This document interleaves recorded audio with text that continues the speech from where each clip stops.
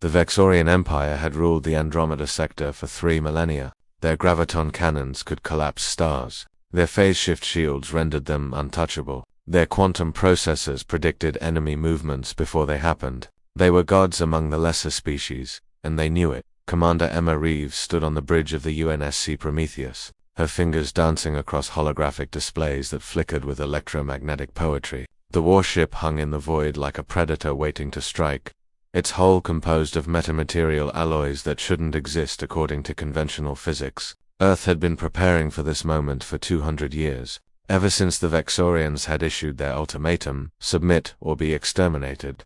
Status report, Emma commanded, her voice cutting through the ambient hum of the fusion cores that powered the vessel's impossible weapons systems. Lieutenant James Chen materialized beside her, his consciousness transmitted from the tactical station through the ship's neural interface network. In this age of warfare, human minds could occupy multiple spaces simultaneously, their thoughts amplified through quantum entanglement arrays. All systems nominal. Commander, James reported, his spectral form solidifying as his primary consciousness relocated. The Vexorian fleet has assembled at the designated coordinates, 300 dreadnoughts, each one capable of glassing a planet. They're transmitting victory speeches across subspace channels already.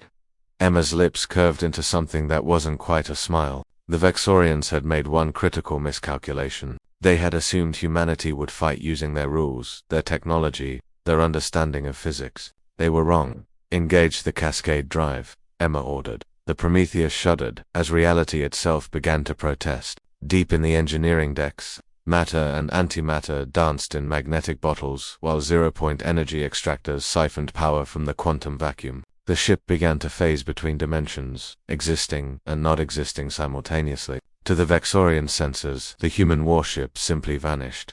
James felt the familiar vertigo of dimensional transition through his neural link. They're scrambling, Commander. Their predictive algorithms can't track us. We've moved outside their computational framework. Good, Emma responded, her enhanced eyes tracking data streams that would have overwhelmed an unaugmented mind. Execute protocol, Prometheus. Show them what humanity learned in the dark between stars. The Vexorian armada was already in chaos when the Prometheus re-emerged, but it didn't reappear in normal space. Instead, it materialized in the subspace layer where their quantum communication network existed. James triggered the first weapon. The entropic cascade was humanity's answer to the tyranny of advanced civilizations.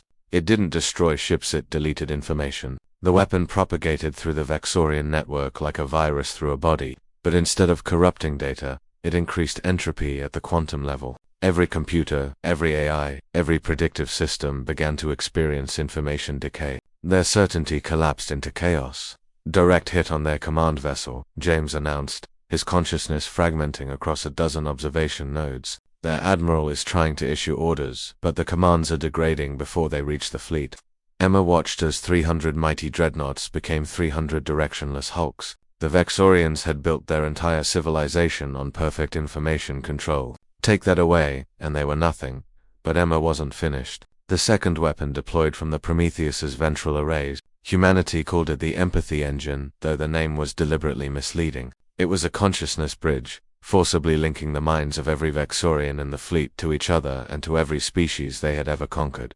James felt the psychic shockwave ripple through subspace. They're experiencing it, Commander. 3,000 years of suffering, every world they burned, every civilization they erased. They're feeling all of it at once. The Vexorian fleet hung motionless in the void. Inside their ships, a species that had never known weakness was breaking apart. They had considered themselves superior because they had never experienced the pain they inflicted. Now they understood, in the most visceral way possible, what it meant to be victims of their own empire. Emma's expression remained neutral, but James could sense the conflict through their neural link. This was victory, but it tasted like ashes. Humanity had become something terrible to defeat something worse.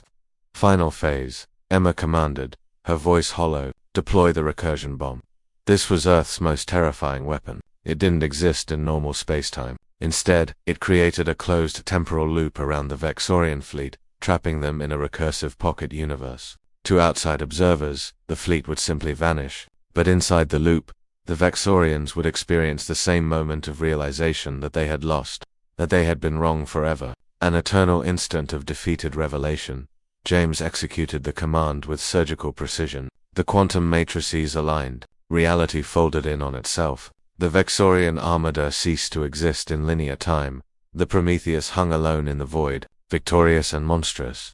"It's done," James said quietly, his consciousness fully returning to his physical form on the bridge. He looked at Emma, really looked at her, and saw the weight of what they'd become settling on her shoulders. Emma deactivated the holographic displays. In the sudden darkness, illuminated only by distant stars, she spoke the truth they'd both been avoiding. "We told ourselves we were defending Earth, but we just proved we're more dangerous than they ever were. What do we do now?" James asked. Emma stared out at the stars where an empire had stood moments before. "We go home. We tell Earth what we did, and we hope they're wise enough to be terrified of us." The Prometheus turned, its impossible engines bending space-time, carrying its crew back toward a blue world that would soon learn its children had become the galaxy's new nightmare. The Vexorians had believed they ruled power. Earth had shattered that illusion. But in doing so, humanity had proven that the greatest threat in the cosmos wasn't technological superiority, it was the willingness to use it absolutely. The warship disappeared into the dark, leaving only silence and the lingering question, who would stop Earth, now that Earth had learned to stop everyone else? The end.